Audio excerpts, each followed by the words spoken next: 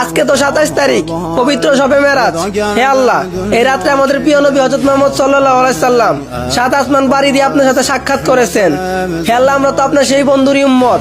হে আল্লাহ, আপনি এই বরকতপূর্ণ দিন ও রাতের উসিলায় আমাদের জীবনের সকল গুনাহ মাফ করিয়া দিন।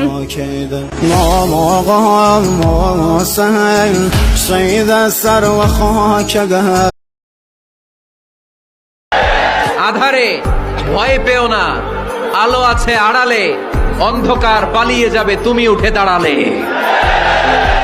নিজেকে দাঁড়াতে হবে, নিজের সাথে নিজের শক্ত বোঝাপড়া করতে হবে।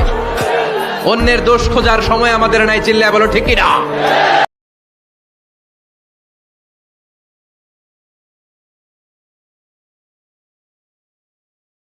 শোনো, টাকার জুড়ে কবরের উপরটা ফুলের বাগান করা যায়, টাকার জুড়ে কবরের উপরটা ফুলের বাগান করা যায়, কিন্তু কবরের ভিতরটা ফুলের বাগান করতে ঈমান আমলের প্রয়োজন হয়। ওই কবরে তোমার টাকার জোর চলবে না, ওই কবরে তোমার ক্ষমতার জোর চলবে না, ওই কবরে তোমার রেপুটেশন কি সেটা দেখা হবে না। ওই কবরে দেখা হবে একটা জিনিস, সেটা হচ্ছে তোমার ঈমান এবং আমলের ওজন কত।